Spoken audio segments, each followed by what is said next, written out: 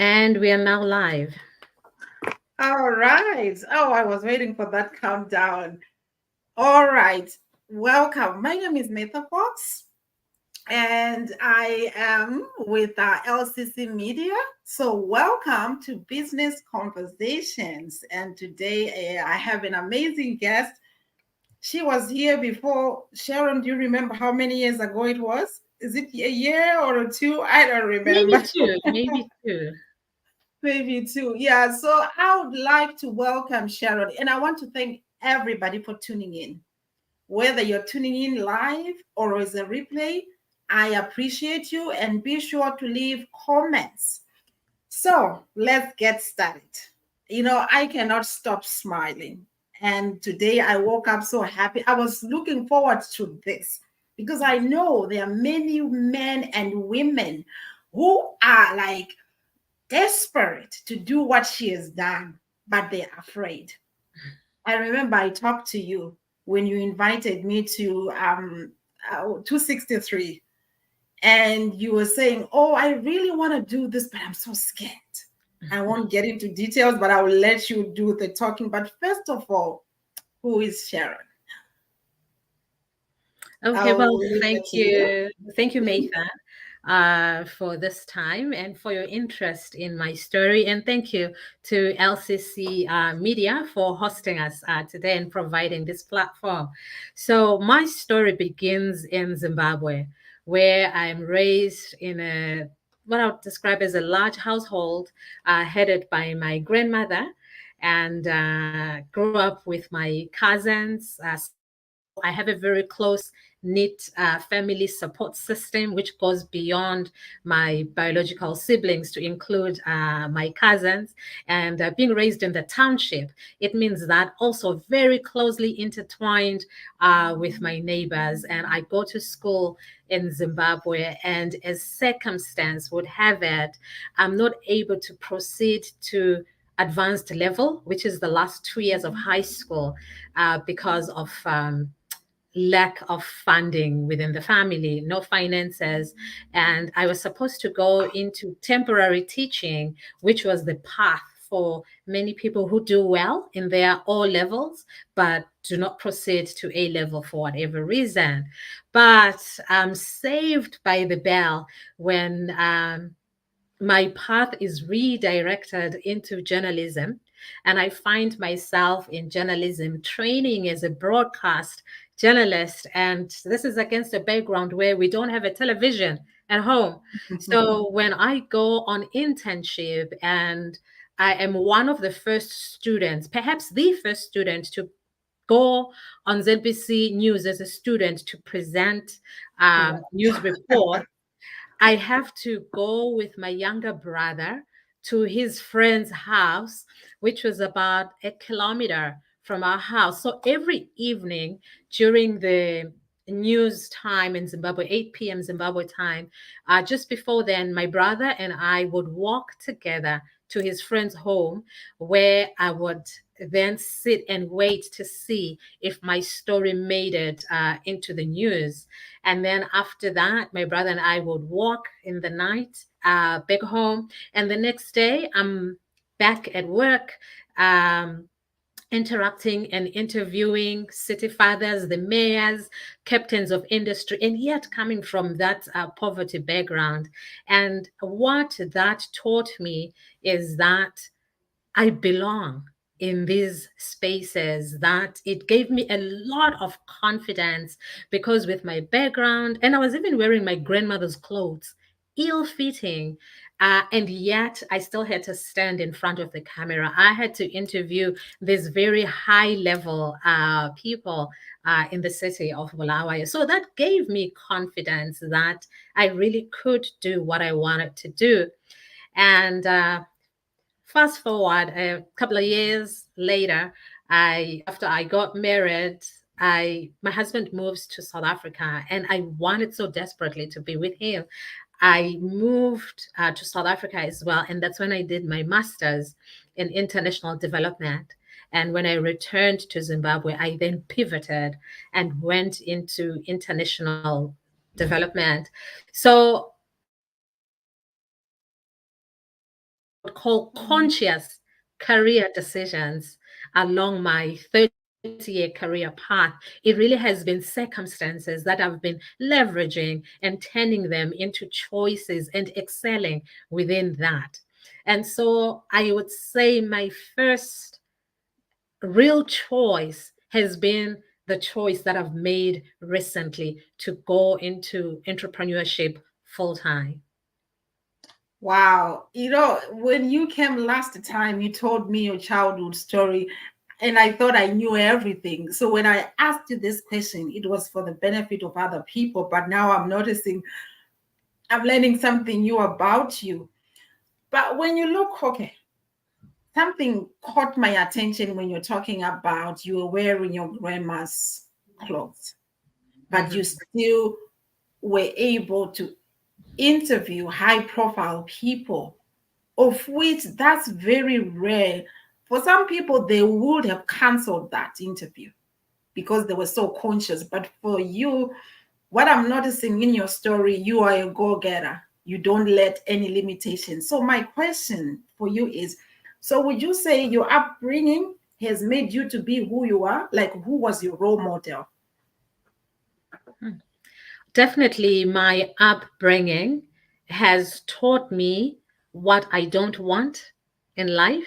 And I knew from an early age that I wanted to be comfortable. I knew from an early age that I didn't want to worry about where my next meal will come from. And I knew from an early age that I wanted to have as many children as I could afford to take care of. So those were some of the early impressions that I had growing up as a child and as a young woman. And because most of my life is with my grandmother, my mother is present as well as her sisters. So in terms of learning resilience and pushing and doing something to add value to my life, to other people's lives, it's something that I unconsciously took on from my grandmother because my grandmother was a vendor.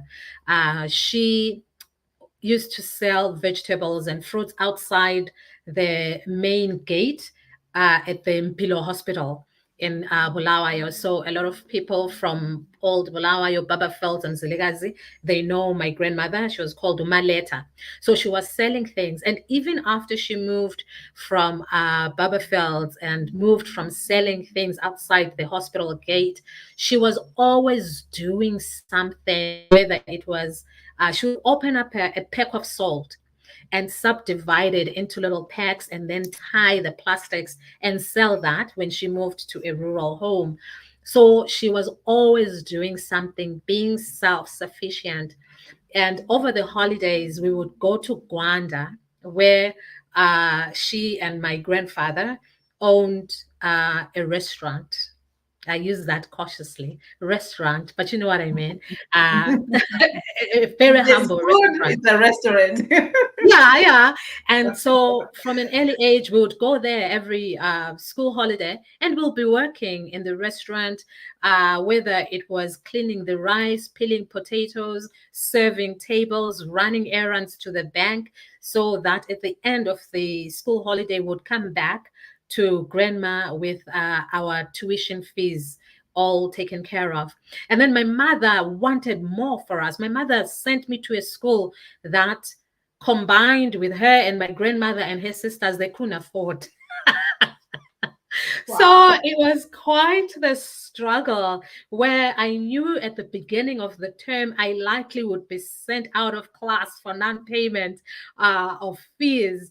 But there was that collectivism, the push from the entire family to do that for me, for my brother, and for my other sister, the other cousins whom were around the same age. So they were doing all these things, putting some of my brothers in boarding schools that they couldn't afford, but they just wanted that space. And I think that going to that school for me also, it really has contributed to how I present myself, how I communicate, and the networks that I developed. And from that, I also sent my own kids to a private school here in Canada, even though education here is free. But because I wanted that extra sauce for them, I sent them to the private school. And I do see the benefits of that. So my mentor really has been my grandmother, and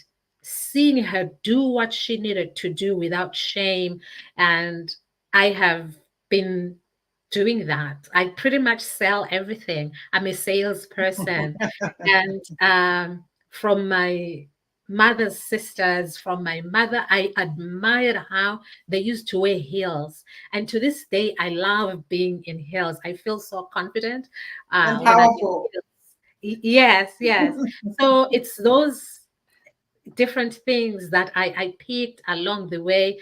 My grade 5 teacher, his name was Mr. Nkatazo, and he was very big on drama, poetry, um, music, and those things have served me well because, as you know, I ended up in journalism, not by choice. So it was those things from grade 5 that continue to serve me well. So I've had a number of mentors along the way who have poured into me in different ways. Powerful. So I wanted to say to those who are just joining us, my name is Matha Fox. I'm the founder of TBH. Committed, it's a wellness and beauty company committed to helping people improve their mental, physical, spiritual, and financial health. So the reason why I brought her, she's gonna fit in the financial health because what she did, I'm so curious to know how can she afford to do that, especially here in Canada, especially with an amazing job you had.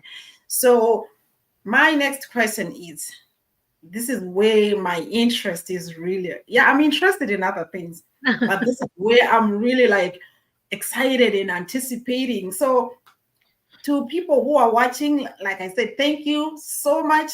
Feel free to put in the chat the questions you have for Sharon. Mhm. So Sharon, here you are working, just tell me what was the name of the international company you were working with? I was working with an international not for profit as a project manager. Great, amazing job. Very Yes. fulfilling.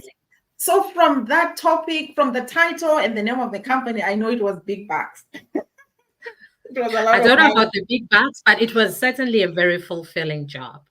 Okay, perfect. So what made you, okay, what signs did you see that made you realize, you know what, as much as I love my job, fulfilling, what shifted for you Mhm. to say, I am leaving, I need to pursue my own business?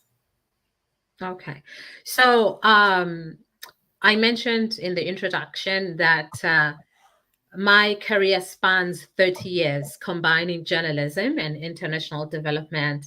And when you're looking at it from the outside, it's an amazing job. It's putting me in very powerful spaces. I'm representing governments. I've stood and spoken on behalf of the government of Canada. I am writing these multi-million dollar grant proposals on behalf of governments and winning those proposals. I'm traveling the world. I'm going to Rwanda, Cambodia, Myanmar, Liberia, all those places I didn't know as a child they existed.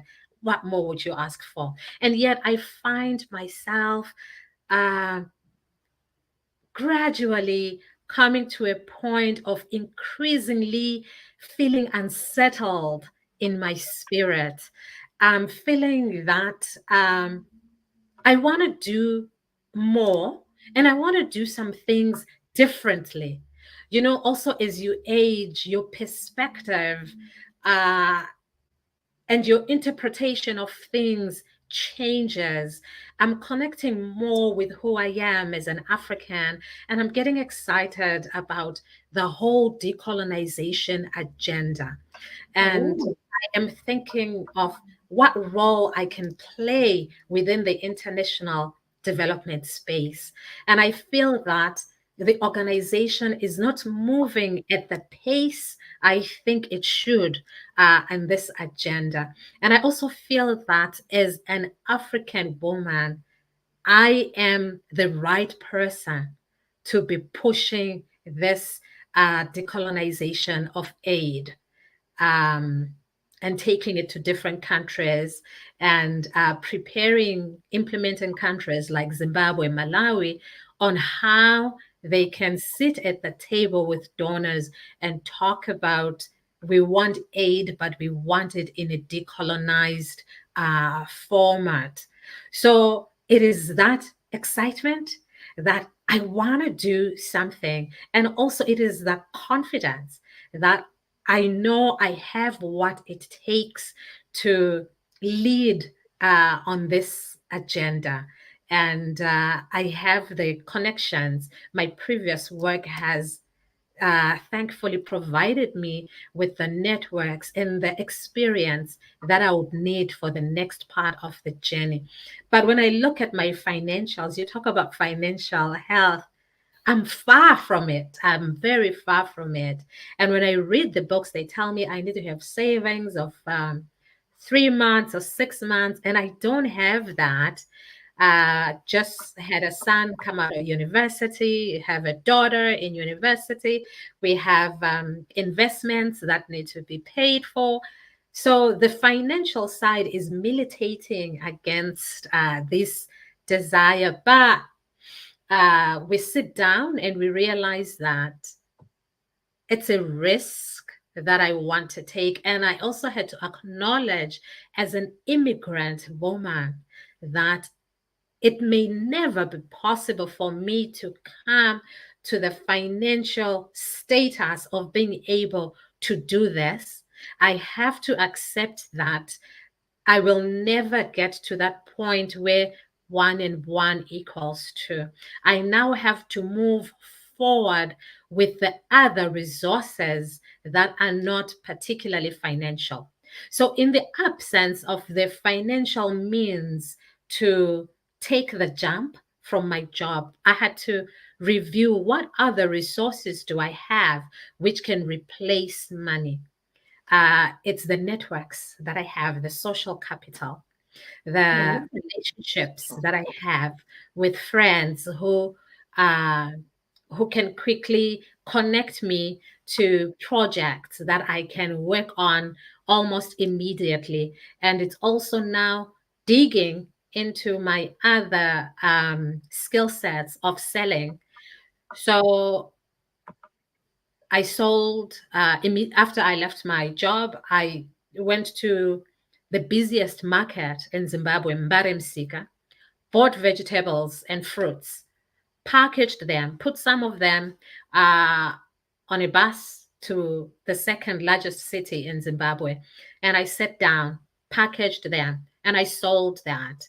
And I've sold firewood to make sure that there's always that capital that's coming in. It doesn't come in every day. And there are times when I go through days of regret and thinking, oh my God, what did I do? It's Thursday. Like yesterday, I was thinking I could have been getting paid. But here I am. So it's been a very exciting journey. Easy? No. Rewarding and fulfilling? Yes. And so it's not always about money. Maybe in other cultures, yes, money, but as Abantu, we have other resources that we should not downplay, which we can stand upon when we need to make that transition from corporate to being your own boss. Wow, where do I start? I was like, social capital. I've never heard that term. That's so powerful. It doesn't have to be money you have right now.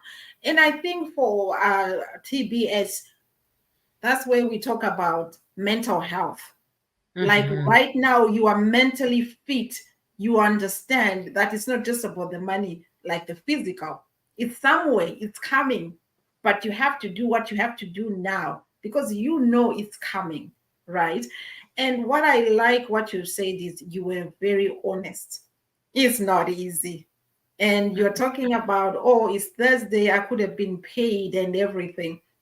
But I'm so happy that you're being authentic, because so many times we hear, oh, Sharon left a job, she's now working for herself, and then we jump in. So that's why I really wanted you to come and really set the record straight. Is it that simple? Anyways, we almost have 7 minutes to go, so you and I, we need to come back again and have another conversation, because seriously, the last part you have said, I have questions about the decolonization agenda, your agenda. You talked about the social capital, but tell me about the firewood and selling things to Blawa. You're like, when was that? So my last day on the job was April 19th, and Okay. on April 21st, I was on a flight to Dubai. Uh, I also sell real estate, and I went to Dubai to explore the Dubai market. And from Dubai, I went to Zimbabwe, and I had to find money to live on while I was in Zimbabwe. And I'm not one to fold my hands or to call my husband or whatever. I had to do what I had to do, whether it was going to Mbari Msika to buy vegetables, package them, and sell them, and sell firewood, because we do know that there's an energy situation in Zimbabwe. People use firewood at weddings, at funerals, and things like that. So this is something too that I want to package properly in terms of diaspora solutions. These are things that matter to us here in the diaspora, that it might be a bit of a challenge for us to access when there's a wedding or when there's a funeral. For you to think that you need firewood for people to Mhm. cook, it's something that we don't think of. But you can call me and say, hey, Sharon, this is what has happened. And I will bring mabodo. I don't know what to call them, those big The pots that big cost. use over a fire. So you can rent those from me, and I'll bring the firewood, whatever it takes. So it's more being solutions driven. And earlier you talked about being mentally fit. I want to say that on some days, yes, I am mentally fit, but on some days, I have my two, three people where we will jump on a conference call and they'll be doing first aid. Because things are not adding up. And you sometimes that imposter syndrome, or someone has come in my LinkedIn inbox and said, hey, there's this position and we want to know if you're interested. And I'm like, oh, guys, Whoa. what do I need to do? So, and sometimes just that dejection of, I pitched this to a particular company, I threw my all into it, and the result is a negative one. So having that support system is so important when you are embarking on this journey. So do invest in building those relationships that will be there for you when you need them on those days when you're not okay. Okay, you kind of answered one of the questions I was going to ask you. Like, what would you advise somebody who's thinking along the same lines? I want to quit my job. So you have answered part of that. But what are the two things quickly you can share that somebody has to do, what they have to do to be prepared for that? Mm, mm. Because it's easy to quit your job 3 months down the line, it's not working, now you have to go back to work again. That's not a good situation. So quickly, what advice can you tell somebody who wants to do the jump? Yeah, I'm not sure if I'm the right person because I'm still trying to navigate the space. But if you have a partner, getting their buy-in is important. Getting their support is important because they will have to pick up on the financials, and you have to be prepared to make some financial sacrifices. I talked about this already. Invest in relationships that will carry you mentally during those days when you will need it. Um, and you can start running a side business or a side hustle, as we say it. And I also invested in a personal coach that was before I left my job. I had a personal coach who was supporting me about what it means to be a leader and how to run an enterprise. So that was something that I did prior. And also, as part of my side hustle, I developed the clientele for some of the businesses that I do. I run a business in Zimbabwe remotely, um, selling beauty and care and cosmetics stuff. So start doing things and getting gradually into the sector or the industry that you want to go into. But above all, have a teachable spirit. My biggest lessons were learned on the streets of Harare, where I shared a shop for 1 year with three women in Harare, met them on social media, had never met them in person. We have very different personalities, but what brought us together was to share the space and for us to grow. And I grew from that shared space in Harare where I started selling my cosmetics.